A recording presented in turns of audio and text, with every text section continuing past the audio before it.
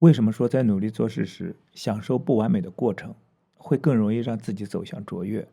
我们应该如何更好地处理自我攻击和归罪他人？今天我们继续读《巨婴国》这本书。今天的读书章节中有以上问题的答案。今天我们读到的是全能自恋与彻底无助，不归罪别人，也不归罪自己这两个专题。想听更多的内容，可以订阅我的 YouTube 频道。读完这本书之后，我还会就解读中国文化这个专题去分享更多相关的书籍。我们共同查杀掉自己头脑中的中国文化病毒，在个体层面做到文化出埃及，早日跃迁到现代文明的状态。让我们开始吧。全能自恋与彻底无助。全能自恋与彻底无助是婴儿早期的一对矛盾。如果婴儿的需求被满足，婴儿就会有无所不能的自恋感；如果没有被满足，完全依赖抚养者的婴儿就会陷入彻底的无助中。这样的一对矛盾心理，在成年人的世界里也很常见。或者，一个人容易在全能自恋与彻底无助中不断转换，这就构成了各种严重的心理问题，如边缘型人格障碍或躁狂抑郁症。经典如躁狂抑郁症，躁狂时即处于全能自恋中，抑郁时又处于彻底的无助之中。还有一种常被报道的现象叫长途火车综合症，比如在春运期间，一名男子坐火车13个小时之后精神失常，有了暂时的被迫害妄想，觉得满车厢的人都想害他。这是因为在狭小的空间里，当事人陷入了一动都不能动的无助，长时间的彻底无助最终衍生出被迫害妄想。无助感的对立面是掌控感，在宽敞的空间里，一个人可以彻底控制自己和外部事物，就不容易有这种彻底无助感。或者是两个人构建了一个自恋一个无助的关系，结果扮演自恋的越来越累，而扮演无助的越来越无能，甚至僵尸化。讲几个故事或现象吧。第一个故事，一个女孩子很希望考第一名，但不能做充分准备，希望考高分，这源自全能自恋。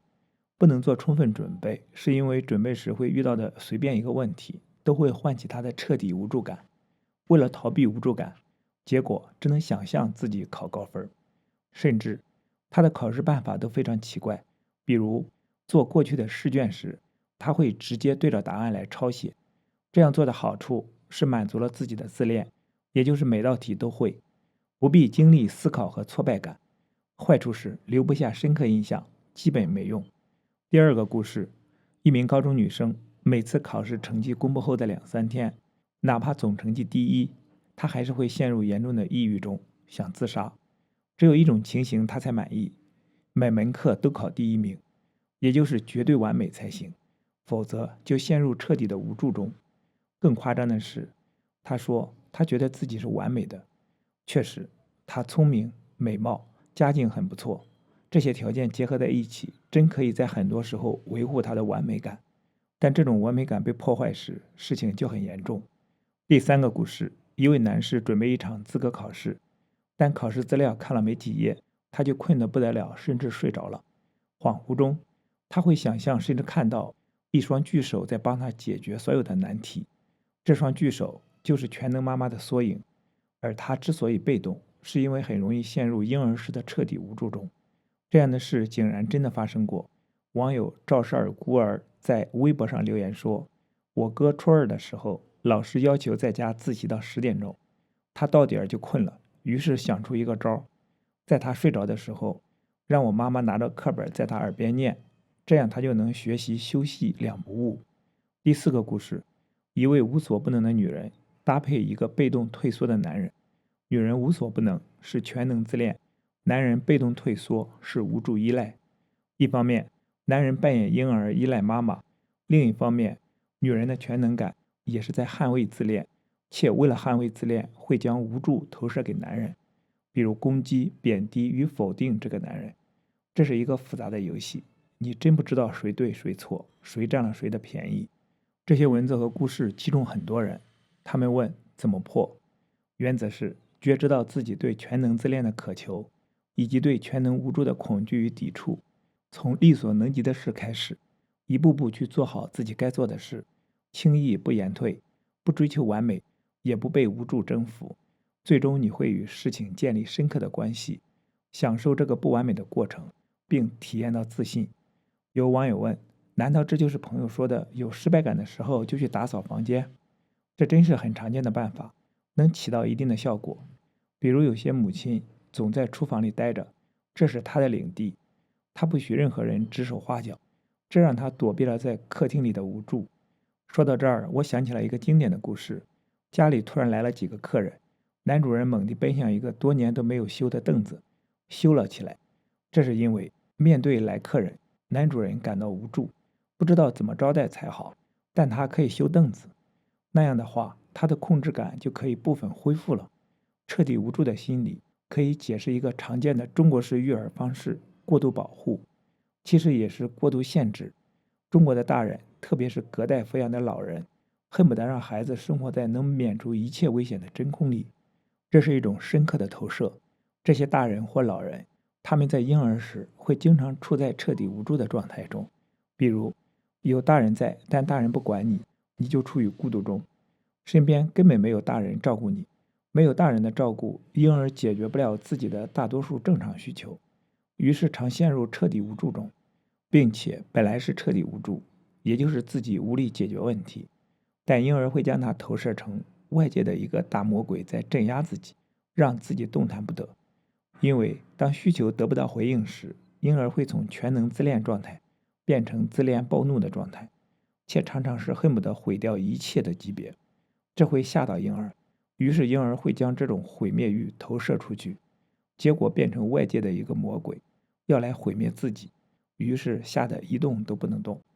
于是，当婴儿处于彻底无助时，任何刺激对他而言都像是攻击，也就是他会将外界的刺激都感知为是一个敌意的大魔鬼派来的，都会吓到他。对此，我多位来访者这样表达过类似的心理：我感觉自己是没有皮肤的，血和肉直接裸露在外面，任何风吹来，不管是冷是暖还是刚刚好，我都会有疼痛感。那怎么办？其实真正的解决办法是，有一个大人很好的回应，照顾他就可以了。但孤独婴儿会这样想：最好把我彻底关在一个真空中，不要对我有任何的侵扰。就是说，这些老人，他们婴儿时可能太孤独，让他们形成了这种感知，任何刺激都是攻击，最好切断所有的刺激。于是，他们这样对待自己的孩子，他们自己的内在婴儿是渴望避免一切刺激的，但投射到真实的婴儿身上，就扼杀了婴儿的活力。比如，他们不让小孩子玩水，不让小孩子光脚在地上跑，这都是在表达小孩子是非常脆弱的，他们很容易被外界攻击、病倒，甚至死掉。如果是妈妈的话，则很容易是妈妈极力想给孩子创造完美的养育环境，但仔细看就会发现，这个完美的养育环境在剔除掉所有的不利因素后，就像是一个真空了。这样做的妈妈，她们婴儿时要么常被伤害，要么严重被忽视。网友也提供了2个故事。第一个故事，我们小区有个奶奶，她带宝宝下去玩1个小时，你能听到她说几十遍不可以和危险，哪怕孩子摸一下健身器材，她都不允许，说危险。我看她神神叨叨的样子，觉得她更像是僵尸。第二个故事，有个朋友的妈妈就是这样，她的孩子对着电视里奥运比赛的选手不停地说：别跑，别跑，当心摔着，跟姥姥说她的口气一模一样。当大人们这样做时，看起来是过度保护，但其实是过度限制，甚至这也构成了对孩子活力的绝对禁止，不归罪别人，也不归罪自己。第一，很多人失眠，原因是晚上头脑会特别清醒，会想很多事。这种情形下，最常想的是某某某事没有做好，是因为我有多不好，为什么我就这么不好？我好一点，事情就不一样了，等等等等。其中占主要内容的就是自我攻击。自我攻击是最没有意义的事，所以你虽然未必能停下它，但可以告诉自己，这种自我攻击不是真的。这种反思与自我攻击是自我归因。自我归因隐藏这样的逻辑：其他人、其他事物我没法控制，但我能控制我自己。如果我好好的改变我自己，事物就朝着我希望的方向发展了。这是小孩式的自恋心理，所有事情都是我导致的。与孩子式的自我归因对立的是成熟客观地看待事物，能看到自己的责任，也能看到别人的责任。而更关键的是，无论事情如何不顺，都不攻击自己，而是如实看待自己，安抚自己，并寻求支持。可以说，自我归罪的对立面是自爱。见到多个这样的个案，分手后陷入严重的抑郁与失眠，谈话后发现都有强烈的自我归罪，认为分手都是自己导致的，如自己表现得更好一点就可以不分了，且前伴侣也会对他们进行归罪。当明白自我归罪和被归罪都是自恋后，他们的自我攻击就基本停止了下来，抑郁与失眠也会基本消失。挫败发生后，健康方式是事情层面上自我归因，但不要过分，同时也能客观归因外界。情绪层面上自我安抚，并寻求他人的支持，同时让一些必然出现的情感，如悲伤得以流动，并且不管如何归因和有何种情绪，都要自爱。第二，咨询中发现，痛苦最重的来访者都伴有严重的自我攻击。这时，咨询最容易奏效的一步是让来访者看到，自我攻击并不是真理。一旦停掉一切都是我带来的这种自恋性的自我攻击，来访者的痛苦就可能有很大的转变，理解别人和自己，也可以减轻自我攻击。第三，就是因为你不好。或许父母所有的言语中，这句指责的话是对孩子杀伤力最大的一句话。孩子本来就是自恋的，也就是认为一切好事自己负责，一切坏事都是自己招来的。如果孩子遭遇伤害，比如被同学打骂、被性骚扰、被老师冤枉，甚至失恋这类悲剧时，父母却说都是因为你不好，这甚至会对孩子的自我构成摧毁性的影响。第四，当干了蠢事时，请放下强烈的自我攻击；当遭遇挫折时，请放下严重的自我贬低。严重的自我攻击是自我脆弱的标配。各种不顺的事出现时，很容易自我攻击。因为是习惯，所以自我攻击不能不让他生气。但当觉知到自我攻击时，可以对自己说：停，这份自我否定、自我攻击不是真实的。激烈地谴责别人或激烈地自我攻击，如自毁式的忏悔，其实都是蠢事与挫折对脆弱的自我构成了一种摧毁，所以必须找一个责任人去负责。当为此努力时，意味着自我反思都不可能，所以改变也就基本不可能了。第五，一个人能自我观察，其实是因为内化了一面镜子，而这个内化的镜子，也就是最初能向他提供善意或至少中立观察的人。必须澄清的是，自我批评不是自我观察，自我批评，特别是苛刻的自我批评，只会扭曲自我观察，而它的源头也是对其进行苛刻攻击的抚养者或其他重要人物。第六，我不爱你，我恨你，我觉得你糟糕透了，可我离不开你，因为你具备超重要的价值，也就是我可以将我的一切不幸与痛苦都归因于你，而免除了自己的责任。多少人的所谓情感其实是这么个东西，关键在于自我太虚弱，所以必须归罪于人。太多时候会看到，当不能归罪别人，特别是归罪伴侣时，很多人立即就会进行严重的自我否定、自我攻击。增强自我，首先要觉知并放下自我否定与自我攻击。第七，遇到事情，亲人间按说应该互相支持，但在中国家庭中，最常见的局面是彼此攻击，事情越严重，攻击就越严重。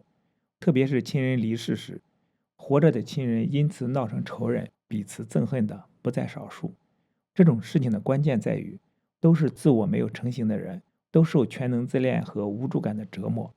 概括来说，都是孤独失联的巨婴。自我成型意味着有了边界，知道自我能力有限，且事情自身有它的道理。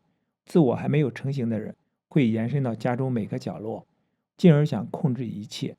一旦有意外，也就是失控发生，他首先攻击自己，因为失控就意味着自我不强，自我差劲儿。然后想，这么差劲儿的自我为什么还不去死？于是失控时攻击自我，就变成严重的自我否定。也可以攻击别人，也就是你认为的事情负责人。严重时，一样是想对方去死。所以，医闹会大肆攻击医生，这是将本来由上帝掌管的生死责任全放到医生身上。如果不能攻击医生，他们就会觉得自己应该为生死负责，觉得自己该死，涉及生死的是大事。因此，出现严重的攻击和自我攻击是很容易理解的。但对于自我还没有成型的人来说，就任何失控的事情进行任何的探讨都变得极为艰难。比如，很多人发现，你和父母探讨往事，父母第一时间都会表达“我没错”，这都是自我还没有成型的人试图在自我保护，而一旦认错，其自我就会有瓦解感。一位来访者突然有意外发生，他很快有了3句话：“哎呀，我惹祸了。”不，都是他们搞的。也许事情就会这么发展吧。第一句话是自我攻击，第二句话是攻击他人，第三句话则是接纳了事情发生的合理性。前2句话让他焦躁，而第3句话一说出来，他就安静了下来。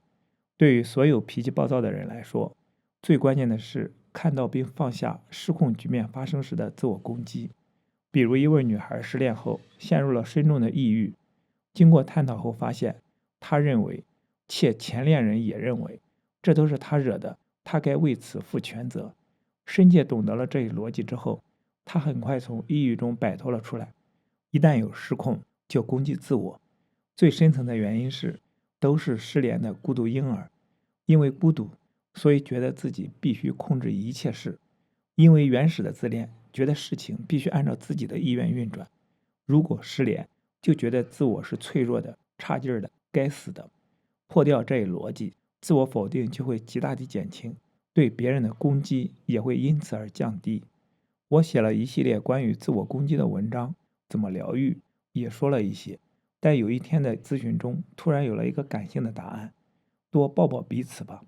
对此，我最喜爱的诗人鲁米有一句诗意的表达：伸出双臂，要是你希望被拥抱的话。这是最原始的渴望。许多来访者在咨询到深处时，都如婴儿般发出喃喃的耳语：妈妈，抱抱。第8，我自己特别简单的一个进步，终于基本上不再理会微博上的批评声，感觉真是好多了。原来脑海里那种暗暗追求绝对正确，而且如果错了就严重自我抨击的声音，俗称内在的批评者，很限制自己，每天仍在不断自我反省。但这远不同于一日3省我身的自我批评，也就是那种超我攻击本我。第9，不要把他看成一个追寻者，因为要是他有所追寻，他追寻的也只不过是他自己。一个爱者，除了被爱者之外，又能是谁呢？每1秒钟，他都会对着镜子鞠躬。如果有1秒钟，他能从镜中看出里面有什么，那他将会爆炸。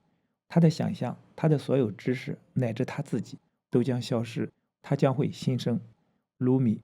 咨询中遇到问题严重的个案，当事人常会超糟糕地自我定义，也就是他们觉得自己差劲儿极了。